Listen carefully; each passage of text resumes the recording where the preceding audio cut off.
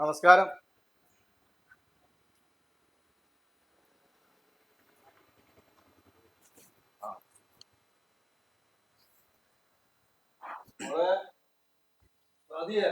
ആ എന്താച്ചാ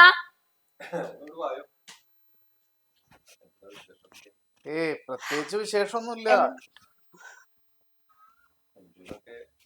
അഞ്ജുവിന് സുഖക്കുറവൊന്നുമില്ല, കുഴപ്പമൊന്നുമില്ല. ഞാനിപ്പോ അത് പറയാൻ വേണ്ടിട്ട് തന്നെയാണ് വന്നത്. അല്ല, വിശേഷപ്പോ നിങ്ങൾക്ക് അറിയണ വിശേഷം തന്നെയാണല്ലോ. 6 മാസത്തിലേറെയില്ല ഇപ്പൊ ഇവിടുന്ന് അങ്ങോട്ട് പറഞ്ഞയച്ചിട്ട്. അളിയനാണെങ്കിൽ ഗൾഫിലും. അപ്പോ അന്നിപ്പോ എന്നോട് പറഞ്ഞത് വേണ്ട കാര്യം ഒഴിയാണ്, എന്തൊഴിവാക്കണം, ഡൈവോഴ്സ് വേണമെന്നാണ്.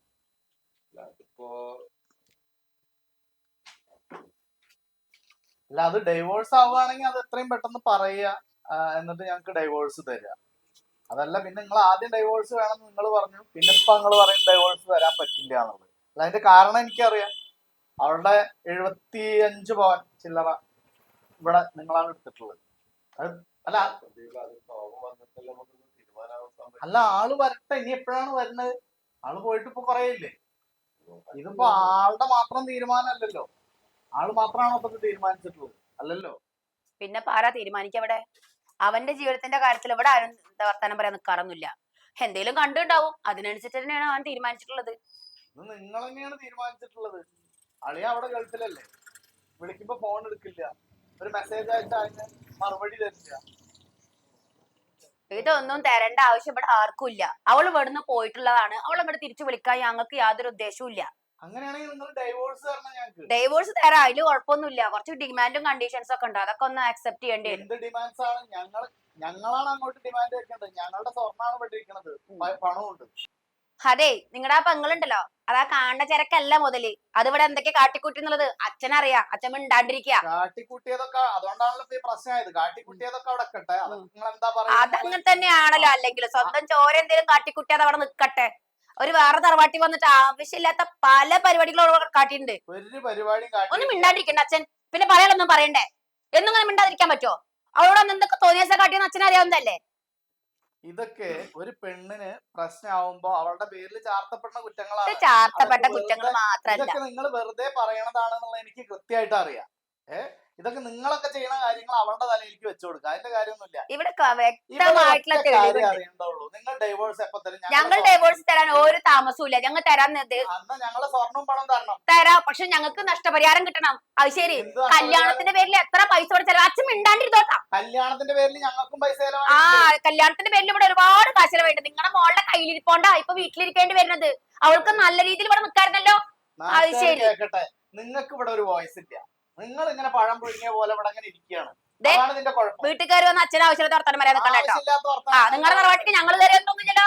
ഇപ്പൊ സംസാരിക്കുന്നത് അളിയന്റെ പെങ്ങളാണ്, നാത്തൂന് ഇതിന് സംസാരിക്കേണ്ട കാര്യം എന്താ? ഇവിടുത്തെ കാര്യങ്ങൾ അമ്മ ഇല്ലാത്തോണ്ട് ഞാൻ തന്നെ ചോദിക്കാൻ പറയുന്നില്ല. അച്ഛൻ അവിടെ ഉണ്ടായിക്കോട്ടെ, നടക്കണ്ട. എന്റെ അച്ഛനല്ലേ, നിന്റെ വീട്ടിലൊന്നും വന്നിട്ടില്ലല്ലോ. ഞങ്ങളുടെ തറവാട്ടി കയറി വന്ന് ആവശ്യമില്ലാത്ത വർത്താനം പറയാൻ നിൽക്കരുത്.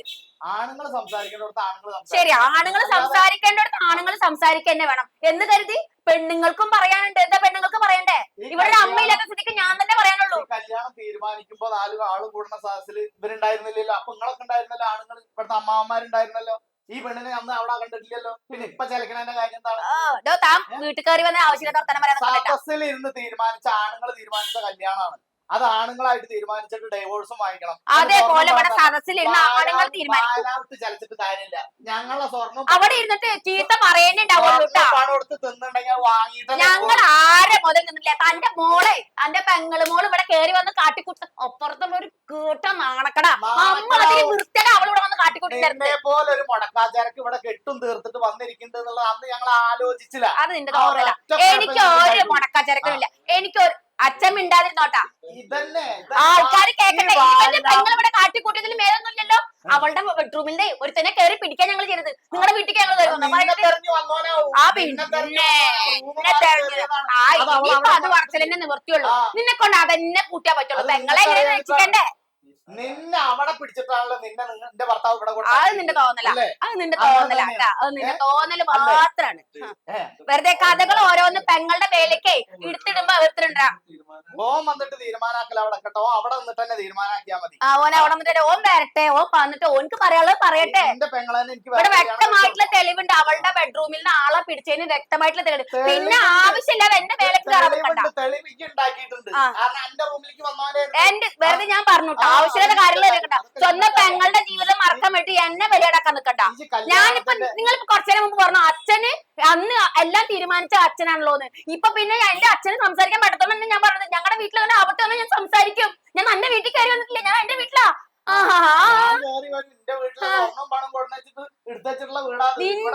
നിന്റെ അളിയെന്ന് പറഞ്ഞ ആളുണ്ടല്ലോ, അയാൾ 2 മാസം കഴിഞ്ഞ് അങ്ങോട്ട് വരും. അപ്പൊ പിന്നെ സ്വർണ്ണോ പണോ തന്റെ ഒരു മുതൽ ഞങ്ങക്ക് വേണ്ട, അതിന്റെ കേട് ഞങ്ങക്ക് വന്നിട്ടുമില്ല.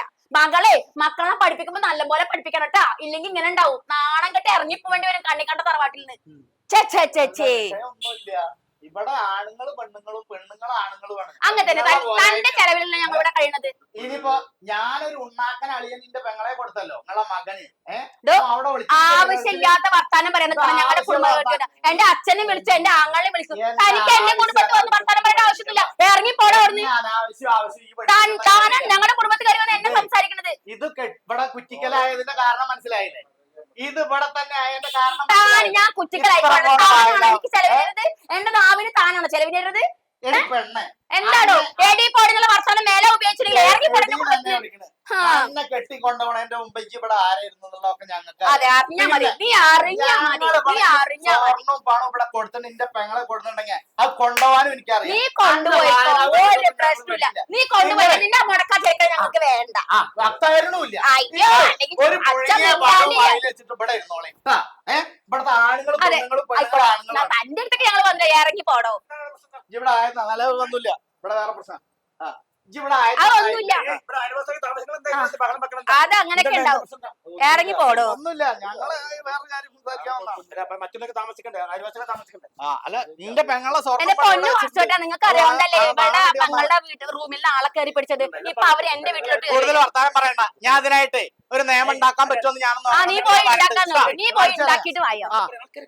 പിന്നെ അവൻ ഇവിടെ എന്റെ അച്ഛനെ കിഴങ്ങൻ, എന്റെ ആങ്ങളെ അങ്ങനെ എങ്ങനെയെന്ന് പറയുമ്പോ ഞാൻ ഉണ്ടാക്കിയിരിക്കണം. ആവശ്യമില്ല. പെങ്ങളെ കെട്ടി വേറൊരുത്തിന് ചെയ്തതും പോരാ, അവൻ ഞങ്ങളുടെ കെട്ട് കയറുന്നത്. അവമ്മ പറയണ അച്ഛ വാച്ച പോടോ വാച്ച. ഇങ്ങനെയുള്ളവര് നിങ്ങളല്ല എന്നാ കല്യാണം നടത്തിയത്? എന്തേലും നടത്താഞ്ഞിട്ട്